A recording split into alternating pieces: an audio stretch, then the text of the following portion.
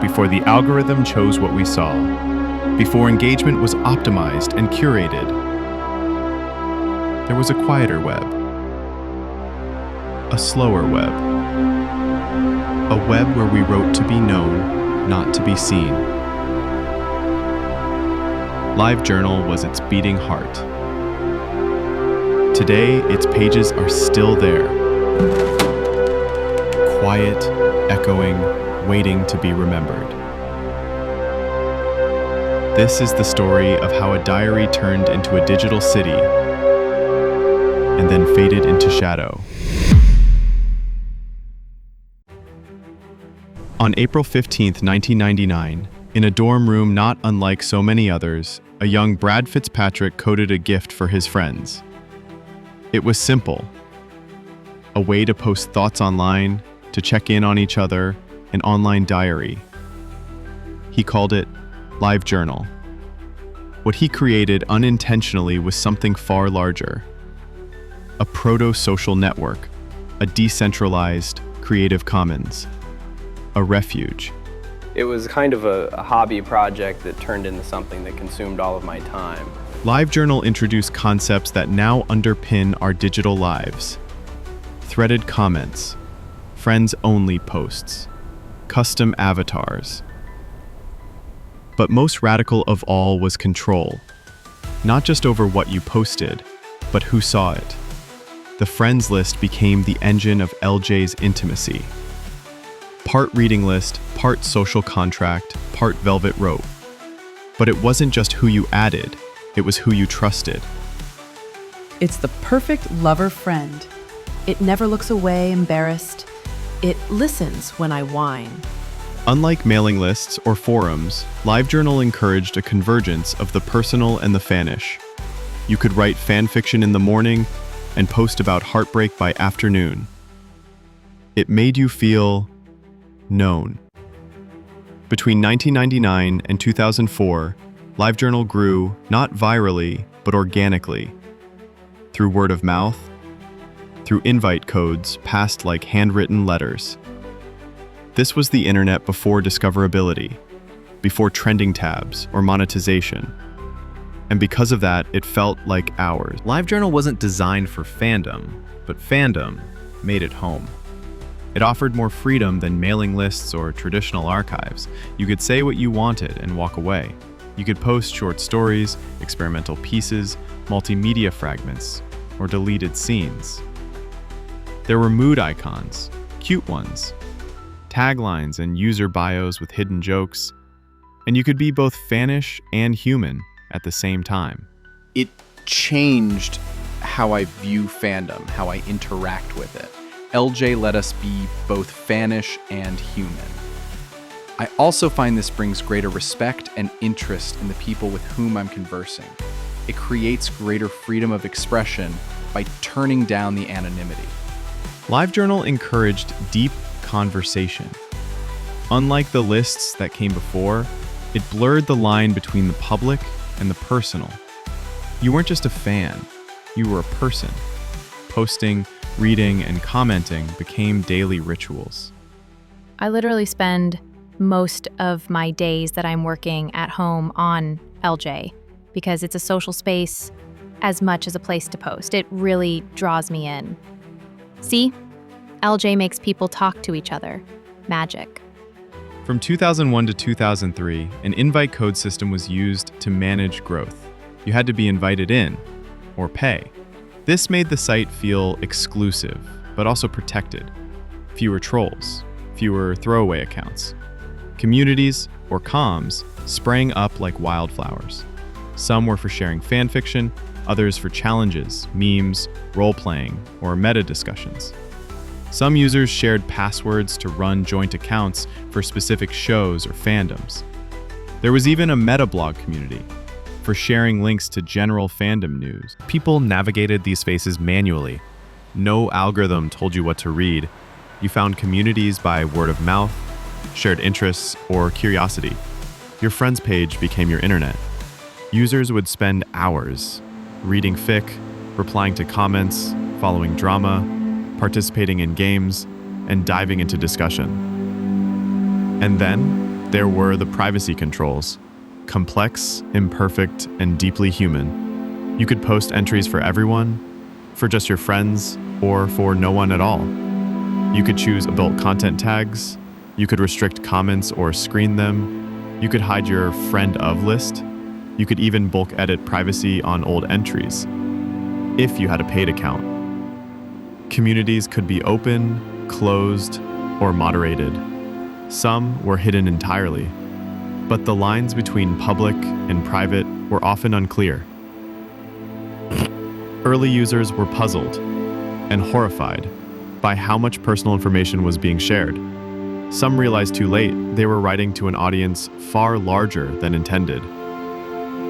It is painfully clear that many authors don't really understand the difference between public and private writing and self-expression. Public posts could end up featured on LiveJournal Explorer or appear in aggregated feeds. To some, this was discovery. To others, it felt like surveillance.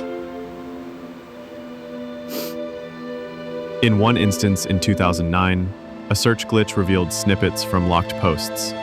Even if the post itself was private, its existence, its keywords, its emotional tone could be exposed.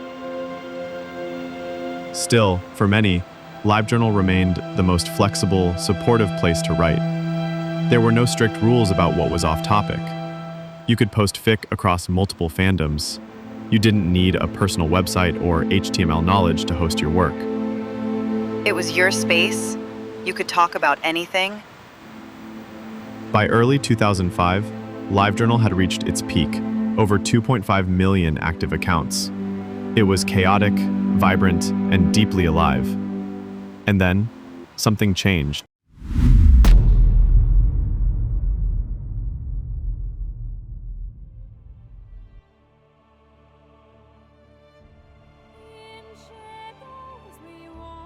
In January 2005, the spell was broken and LiveJournal was sold to 6apart, a blogging software company. To some, it felt like watching your childhood bedroom get turned into a co-working space. LiveJournal users no longer feel like customers, but product, and that's bad business all around.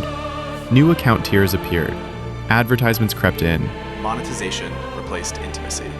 and then came May 2007. It would be called Strike Through 2007. Without warning, 6apart suspended over 500 accounts and communities. Fandom writers, artists, support groups, gone overnight.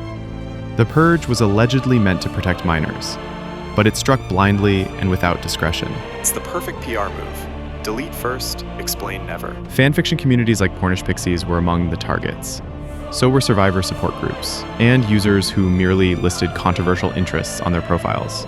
Words like incest, rape, and non-con, regardless of context or actual content. As a queer feminist writer who explores the darker aspects of human nature, many of my stories deal with incest, rape, and child molestation.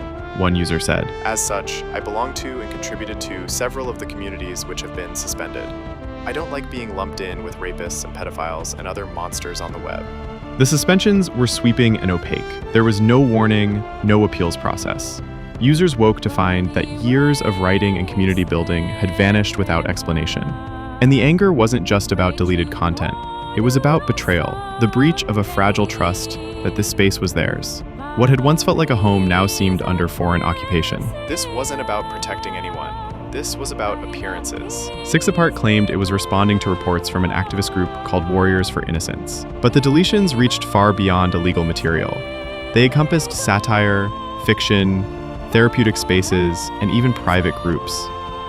Eventually, Barak Berkowitz, 6apart's CEO, responded to the mounting outrage. These journals were suspended for easily correctable problems. This was not communicated to the journal or community owners at all. He acknowledged the process had been flawed, that communication had failed, and that the company had disregarded the standards of the very community it served. Everyone on the team is truly sorry for what we all went through. He said.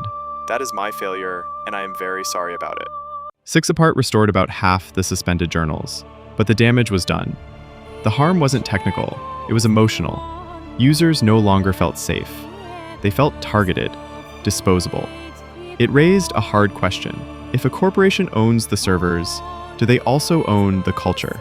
LiveJournal's community had assumed that policy would be shaped in conversation, that its evolving norms would reflect user voices and collective trust. But this was something else entirely.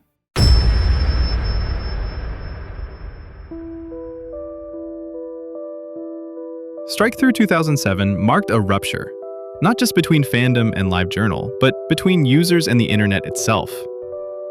It was the first time many people realized, this place can be taken from you. And so, they began to leave. Some fled to smaller, fandom-friendly platforms like DeadJournal, JournalFan, or InsaneJournal. Others created backup communities or adopted a cross-posting model, sharing content elsewhere while still maintaining a tenuous presence on LiveJournal. It was a slow, flickering diaspora, hesitant at first, but unmistakable. A group of users began work on a new site called Dreamwidth, one built on open source code and designed to be community-governed, anti-corporate, and safe for fandom. But in 2007, Dreamwidth wasn't ready yet, so many stayed, for now. Nervous, wary, watching. LiveJournal didn't collapse overnight. It decayed. Some users kept posting, but with less joy. Others turned off comments, disabled public visibility, or backed up their journals. Many drifted, unsure where the heart of their community had gone. Over time, the tone changed. It became harder to feel safe, harder to feel free, harder to pretend that this was still the same platform it had once been. From here, the exodus only deepened.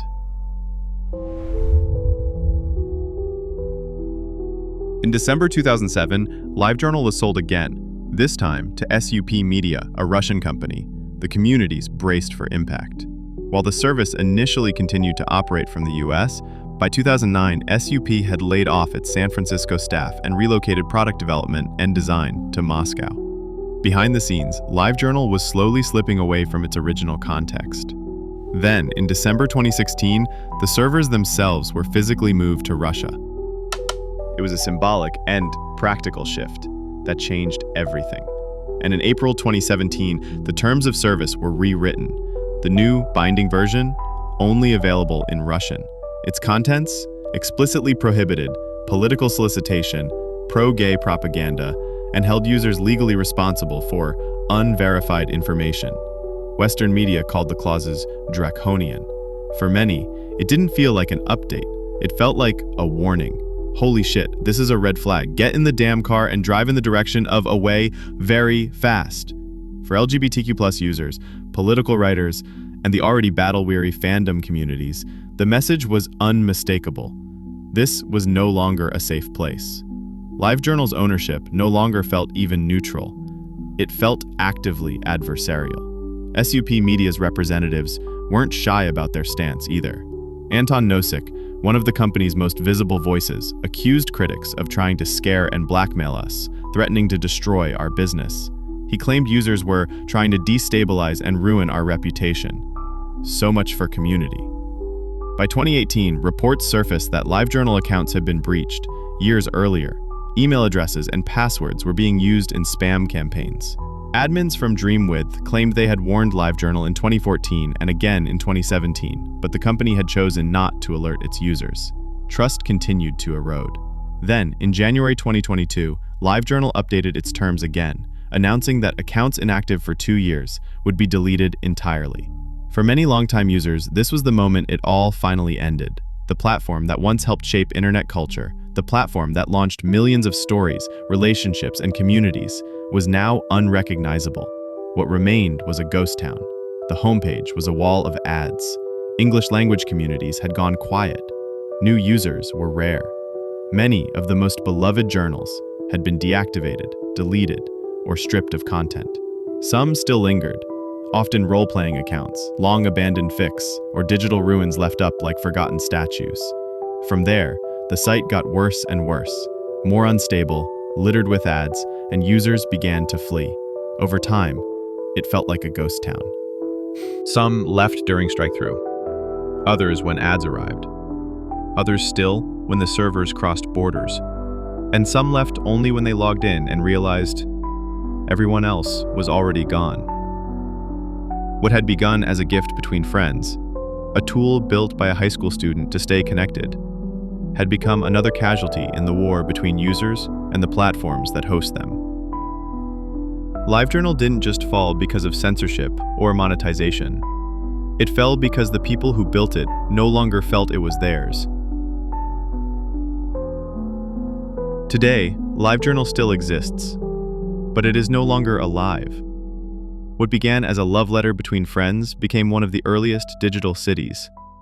It taught us how to build communities in pixels and code, how to share ourselves not for fame, but for connection. Before feeds were endless, before likes determined worth, there was a time when we posted into the void, and someone wrote back.